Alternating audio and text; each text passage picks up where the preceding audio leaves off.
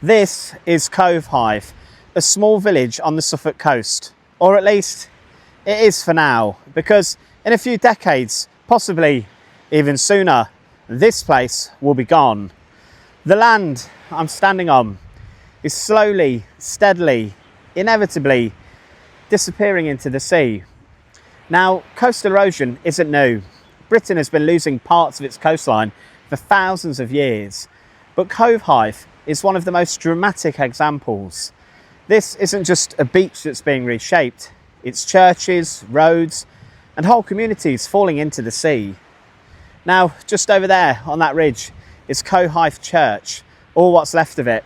The large, imposing outer structure is a shell of a much bigger medieval church, built when this village was bustling, prosperous, and, if I'm honest, inland. But sometime in the 17th century, the population and economy declined. Locals couldn't afford to maintain the whole building anymore. So they did something very practical. They built a smaller church inside the ruins of a larger one and just, well, kept the larger one instead.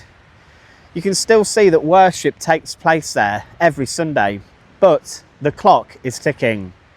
Just beyond the trees over there is the edge of a cliff, and the sea is getting closer every year. This stretch of the Suffolk coast, from Lowestoft down to Dunwich and Orford, is one of the fastest eroding parts of Britain. On average, the cliffs here retreat about 2 metres per year. Now, that might not sound like much, but over a century, that's 200 metres of land just gone. And some years, in bad storms, whole chunks of coastline just vanish overnight. And Covehithe, well, that's right in the firing line. 100 years ago, the sea was several fields away. Now, the cliffs, how far is that? About 20 metres away from the sea. And the cliffs are around about 400 metres from the church. And at current rates, that church will probably fall into the sea within probably the next 50 years. Most of this coast is made up of soft boulder clay, maybe even sand at times, sediment left over from the last ice age. It crumbles easily, and seawalls here would cost an absolute fortune. Even then, they'd only delay the inevitable. And here's the thing though, some erosion is necessary. When the cliffs erode here, the sand and sediment travels down the coast, helped by the longshore drift. That sand feeds other beaches further south, places like Southwold and Felixstowe in the distance. If you stop the erosion here, then those beaches could start to vanish instead. So in a very real sense, saving this village would put other ones at risk. That's why the policy here is called a managed retreat. That means, well, we just let nature take its course. We accept the loss. There was once a through road that led to the beach. Now it leads to nowhere. And in a few years, big parts of that road will be gone too. Covehithe isn't the only casualty. All around here, farms are disappearing as well. Archaeologists estimate that more than 20 settlements have been lost to the sea along this stretch of the coast over the centuries. The most famous is Dunwich, just in that direction, once one of the largest ports in England. It had 8 churches, 2 monasteries, and a population bigger than medieval London.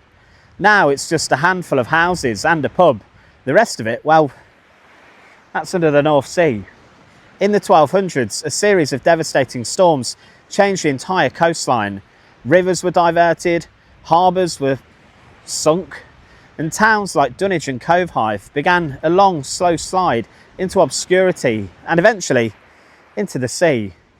You can actually go scuba diving out there and see the ruins of places like Dunwich beneath the waves.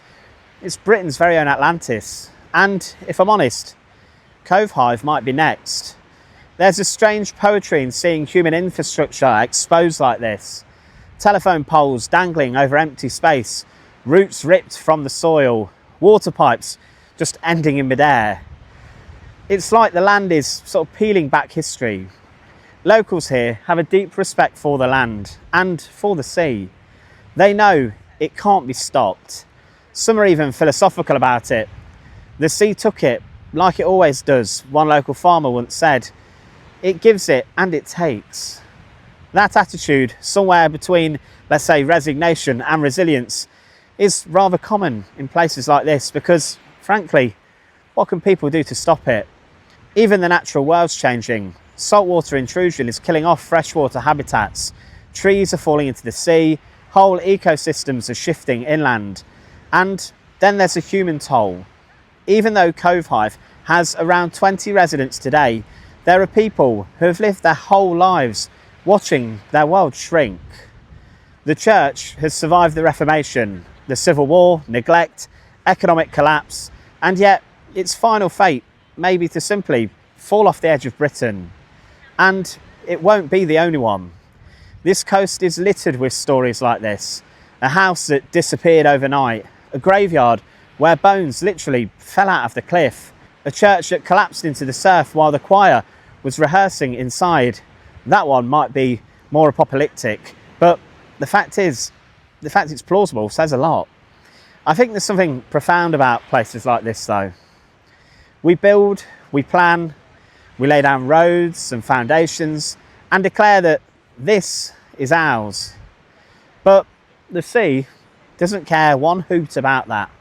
It doesn't care at all. It's not violent, it's not malicious. It's just relentless. And over time, nature always wins. So if you do want to visit Covehithe, to see the church, walk the cliff path, hear the wind whistle through the ruins, you're probably best doing that soon, because in a few decades, none of this will be here. And when it's gone, let's face it, it's not going to come back.